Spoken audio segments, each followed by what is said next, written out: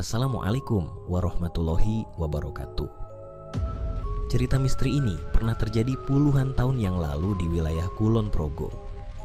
Kisahnya berawal ketika Mbok Inem biasa membantu pekerjaan suaminya di sawah. Mbok Inem adalah nama samaran untuk seseorang yang di musim panen padi pasti mencari padi dengan cara bisa dodol ataupun rena.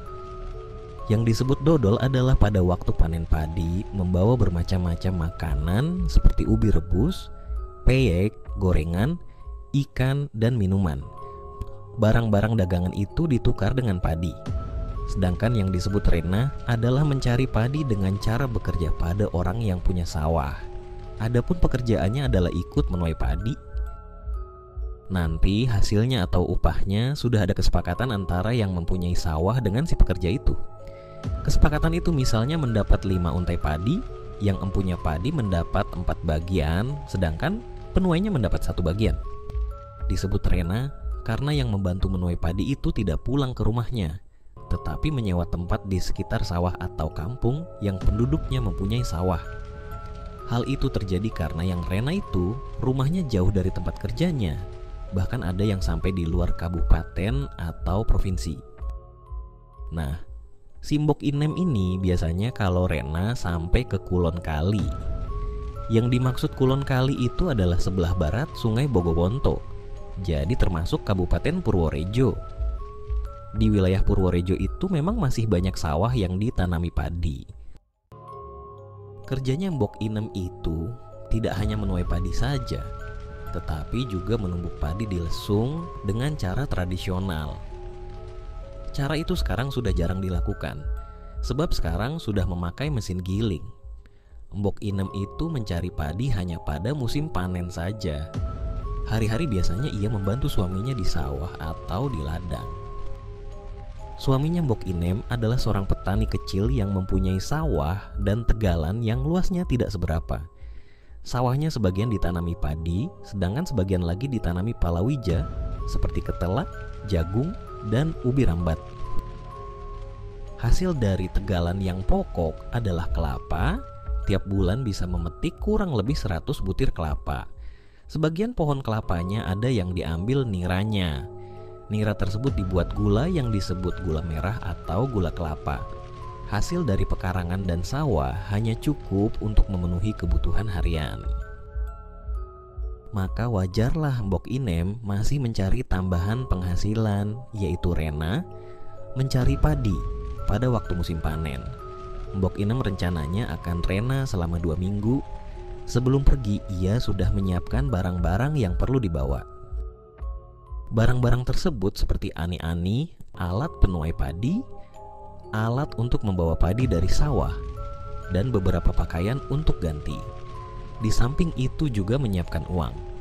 Nah, setelah perlengkapan semuanya siap, berangkatlah Mbok Inem ini ke Kulon Kali diantar oleh suaminya. Setelah sampai ke tempat kerja, ia menuju ke rumah penduduk yang telah dipesan sebulan yang lalu untuk disewa. Waktu itu Mbok Inem diterima dengan baik oleh si pemilik rumah dan diberi kamar untuk istirahat dan tidur. Setelah selesai mengantar istrinya dan menitipkan istrinya kepada pemilik rumah, maka suaminya Mbok Inem minta izin untuk pamit pulang. Pagi harinya Mbok Inem pergi ke sawah. Di sana banyak pemilik sawah berdatangan untuk minta bantuan menuai padi kepada orang-orang yang membutuhkan pekerjaan. Mbok Inem segera diminta oleh seorang pemilik padi untuk membantu menuai padinya. Ia pun menyanggupinya dan segera turun ke sawah untuk menuai padi. Kurang lebih jam 3 sore, ia dan teman-temannya berhenti menuai padi. Kemudian diadakan pembagian hasil. Mbok Inem mendapat 1/5 bagian dan 4/5-nya untuk yang pemilik sawah. Kemudian Mbok Inem pulang, sampai rumah lalu mandi. Jam 6 sore ia makan kemudian tidur pula sampai pagi. Pagi harinya Mbok Inem siap-siap untuk bekerja lagi. Seharian ia bekerja menuai padi. Di waktu senggang Mbok Inem juga menolong tetangganya untuk menumbuk padi. Setelah bekerja selama 11 hari, ia sudah mendapatkan padi yang banyak. Karena capek seharian bekerja, malam harinya bertepatan dengan malam Jumat Kliwon. Ia tidur jam 8 malam. Nah, kurang lebih di jam 11 malam, Ia dibangunkan oleh seseorang yang ternyata orang itu adalah suaminya. Kemudian Mbok Inem bertanya, "Mengapa sudah datang, Mas?" Katanya 2 minggu baru akan menjemput saya. Ini kan baru 11 hari. Suaminya itu tidak menjawab, hanya tersenyum saja. Suaminya itu lalu menarik tangan Mbok Inem untuk masuk kamar. Mereka lalu bermesraan sampai pagi di dalam kamar. Waktu Mbok Inem bangun, ia terkejut karena suaminya itu sudah tidak ada. Pagi harinya Mbok Inem bekerja seperti biasanya. Pada malam hari berikutnya suaminya datang lagi. Herannya Mbok Inem menuruti saja keinginan suaminya itu, meskipun ia sudah merasa curiga. Pada malam itu pula, mereka melakukan tugas sebagai suami istri. Malam hari ke-14, suaminya datang lagi dan bermesra-mesraan kembali dengan Mbok Inem. Kurang lebih jam 11 malam, suami Mbok Inem yang sebenarnya pun datang. Ia pun langsung masuk kamar. Ia terkejut karena melihat istrinya sedang bermesraan dengan laki-laki yang mirip dengan dirinya. Suaminya Mbok Inem marah, "Kurang ajar kamu, mengganggu istri orang lain." Suaminya Mbok Inem kemudian memukul dengan pukulan yang keras kena kepala laki-laki itu. Laki-laki yang tadinya menyerupai suaminya Mbok Inem itu berubah wujud menjadi sosok genderuwo yang menakutkan. Matanya merah melotot, berbulu, giginya besar-besar, menyeringai. Mbok Inem ketakutan melihat genderuwo itu lalu memejamkan matanya. Mbok Inem merasa tertipu telah bermesraan dengan suaminya, yang ternyata suaminya itu suami gadungan alias genderuwo yang menyamar. Mbok Inem kemudian minta maaf kepada suaminya atas perbuatannya itu. Suaminya Mbok Inem pun memaafkan, karena ia tahu kalau istrinya itu juga tidak tahu kalau yang diajak bermesraan itu adalah sosok genderuwo. Pagi harinya Mbok Inem dan suaminya pulang dari Kulon Kali. Sejak peristiwa itu, Mbok Inem tidak mencari padi dengan cara rena lagi. Kurang lebih 6 bulan sesudah peristiwa itu, Mbok Inem tampak pucat dan kerap kali muntah. Ternyata Mbok Inem hamil. Mbok Inem dan suaminya pun ketar-ketir, selalu memikirkan anak yang dikandung itu anaknya atau anak genderuwo.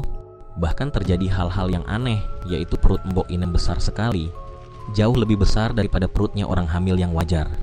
Bahkan Mbok Inem sampai tidak kuat untuk mengangkat perutnya. Keanehan yang lain yaitu pada waktu ngidam, Mbok Inem selalu terasa ingin makan singkong mentah dan kacang panjang mentah.